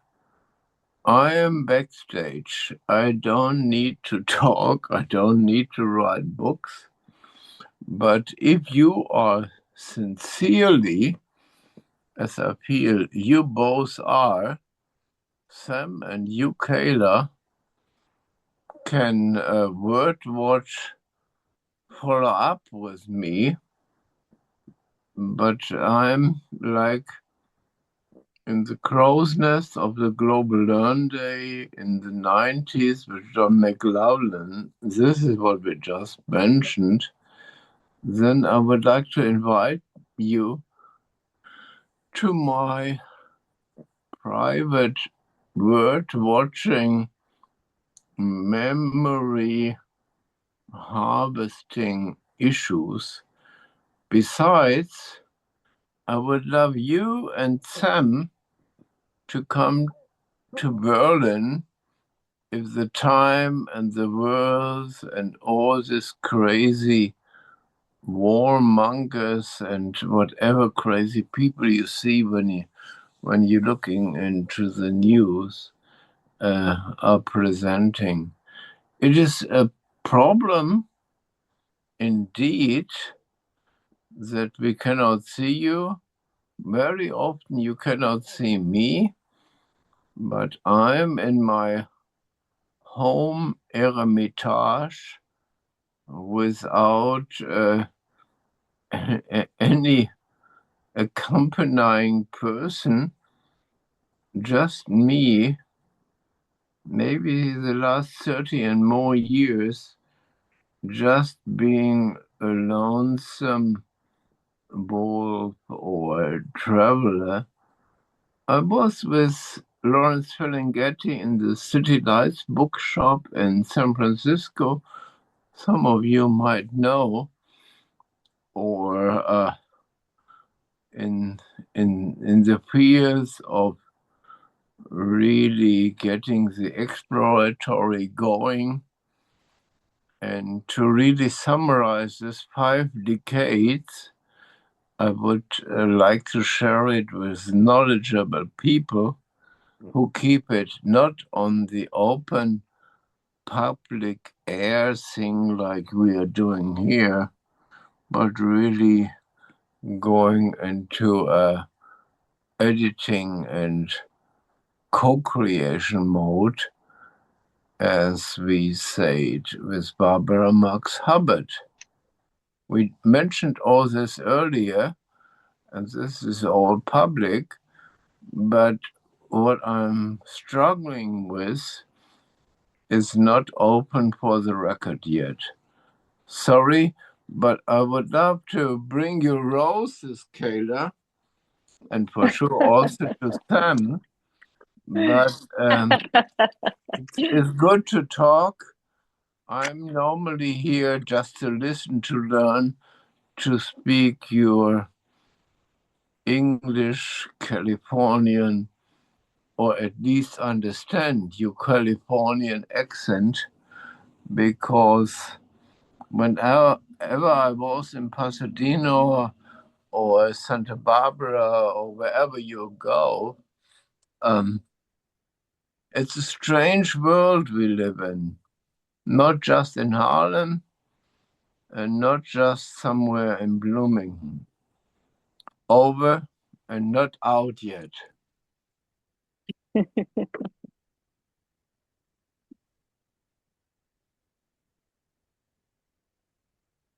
I like to listen too. Since it's just me and Sam these days, I've been talking a lot. And I've been interrupting a lot. I would love to go to Berlin. Actually, I was thinking about going to Paris. Well, not thinking. I'm trying to convince my mom and my sister and a couple of members of my family to go to Paris. We'd never been to Paris, so time to start exploring Europe.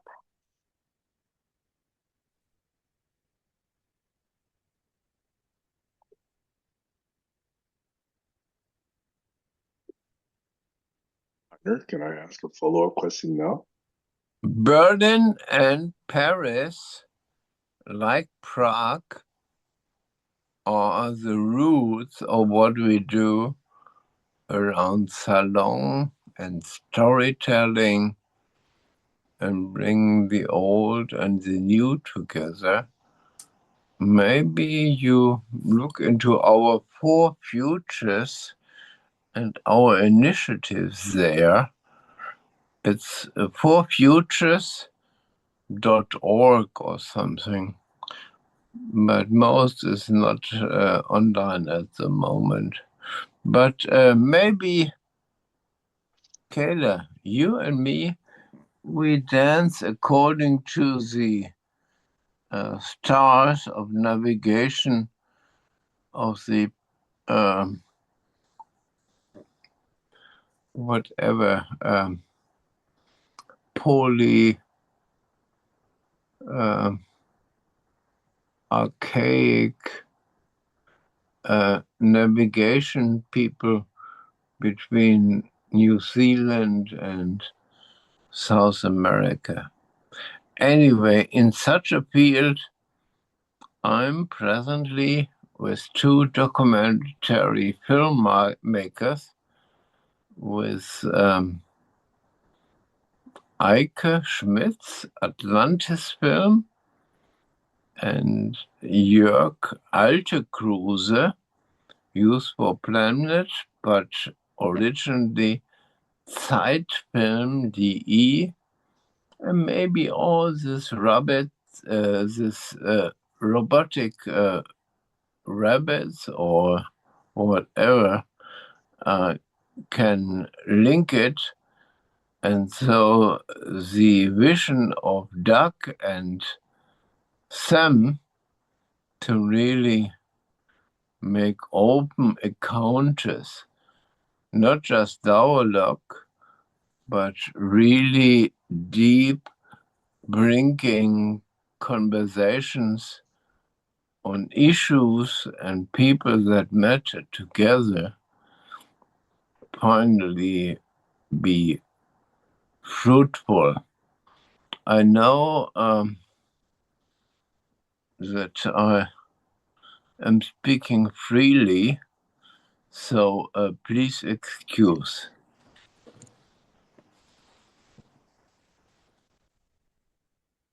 Sam, you said you wanted to have a follow-up question. May I ask it now, Heiner?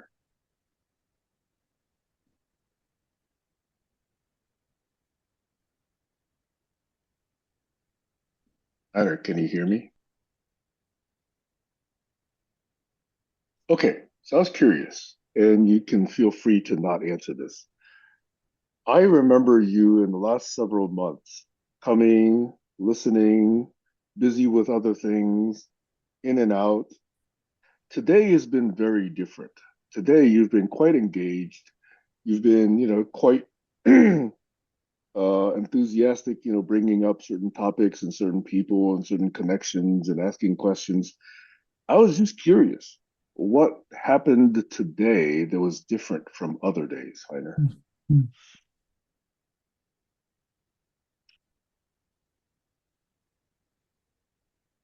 Well, like always, you're a smart guy, and I'm just backstage. You see, I've seen it all. I do not have to speak or give a keynote. I'm just trying to be a pupil trying to learn. I appreciate you. I appreciate most of the groups, besides the ghosts and whatever you called it, ghosting, gaslightness, or whatever strange word you have in your street idioms. I'm just a backstage guy, learning to listen, learning and finding wise people I can learn from. And so not the modern age is, oh, I need a scholar. I need whatever. I'm in the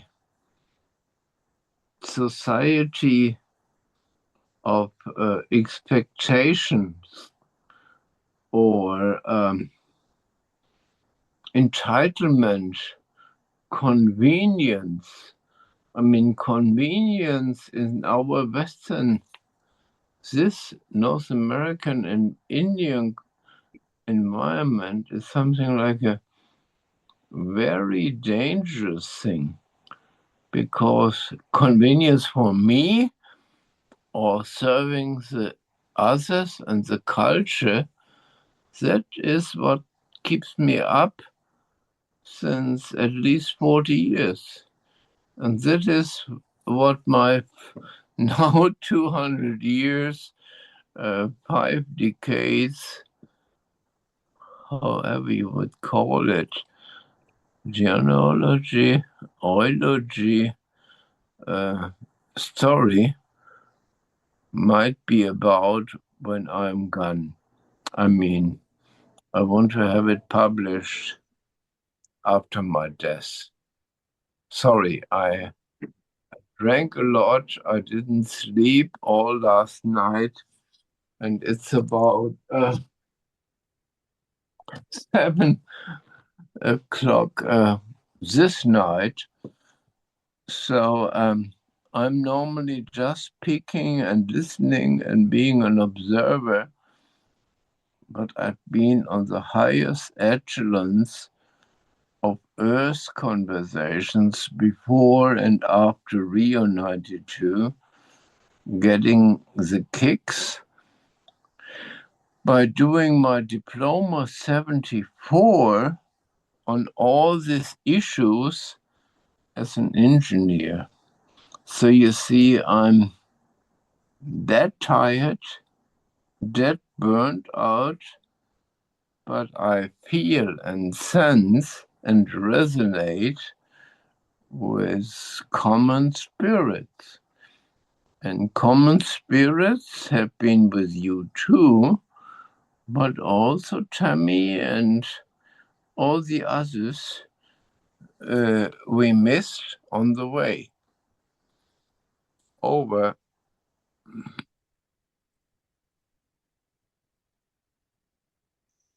Thank you, Heiner.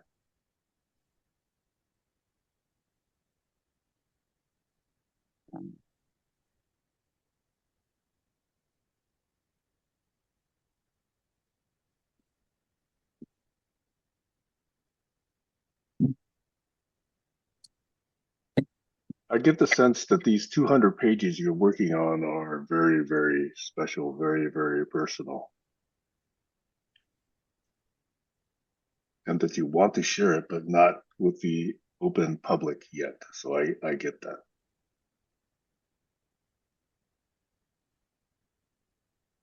And that as you're writing, it's a chance to reflect on all the conversations and all the connections, not just here, but in other groups as well. But here, it includes a number of people who have been here, but are no longer here.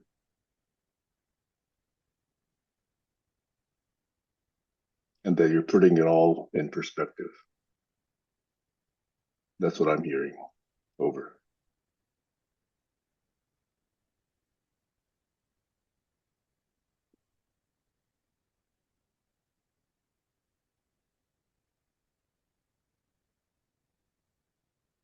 By the way, if you're still listening, What's up? Sorry. Did you want to say Oh, no, something, go Kayla? for it. My Max is talking to me. Hold on. Okay. Hey, Heiner, if you're still there, did you mean Joseph Mandelbrot or did you mean Benoit Mandelbrot? Because I could not find a Joseph Mandelbrot, but I do understand who Benoit Mandelbrot is. And I wanted to give you a piece of information you may not have. It may be a little bit of a disappointing piece of information. Maybe, maybe not. But in case you're still listening, in the copious but still incomplete Epstein papers that got released, there are references to Benoit Mandelbrot.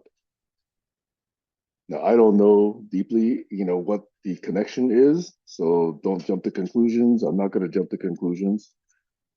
But I found it curious that he was in the Epstein files.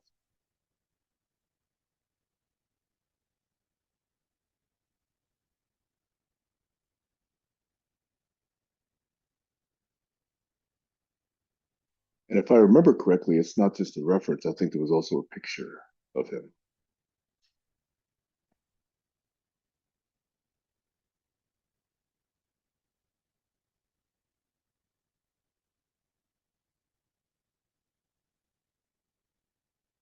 Kayla, you still there? Or are you still talking to Max? I'm still here. Okay. I'm sorry. What was the question?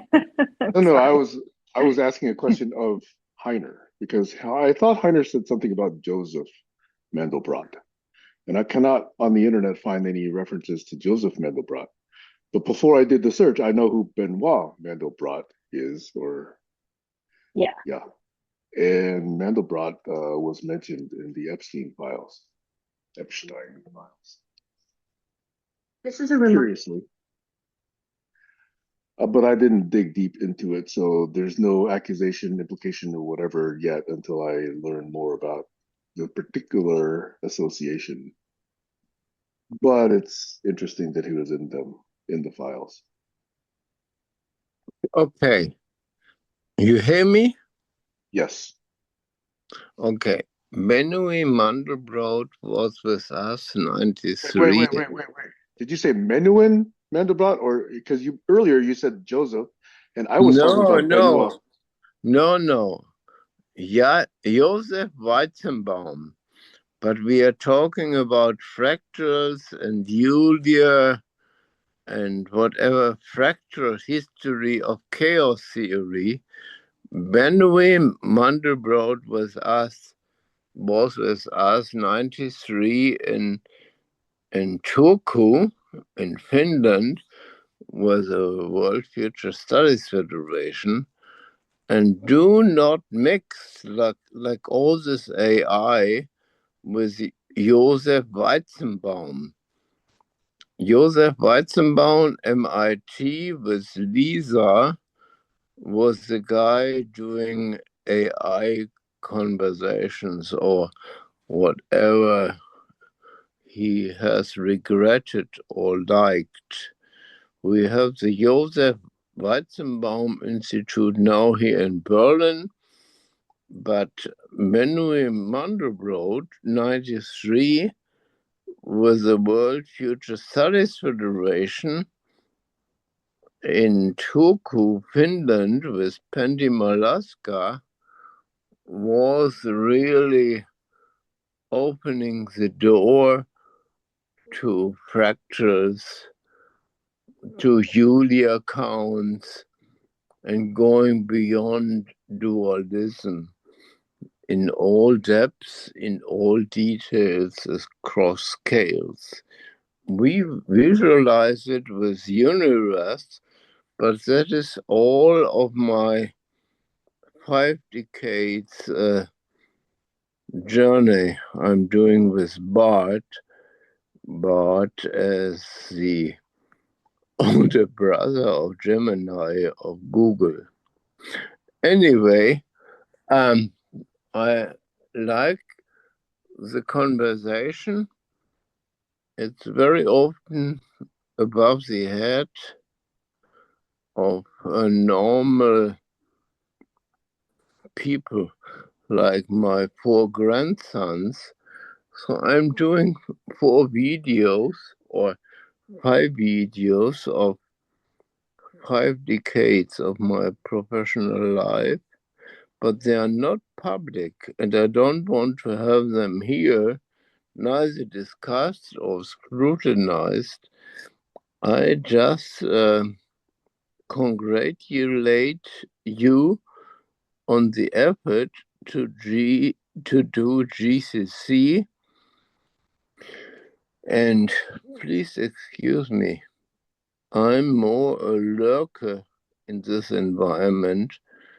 I'm a moving actor and activist and whatever in other realms. Over and out. Okay, Heiner.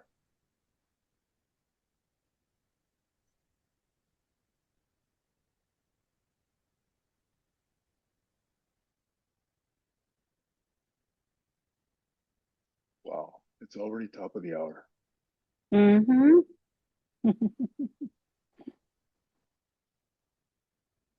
Well, I'm really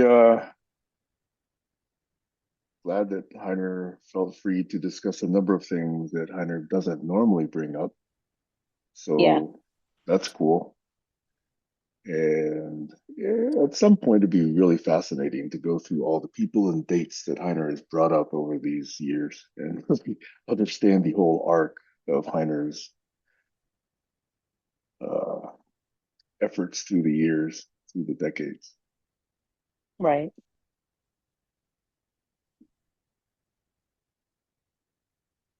I think I'll ping you later, Kayla, but shall we call it a day? Yeah. Yeah. Yeah. I would welcome that. I'm Okay. definitely not watching any football today.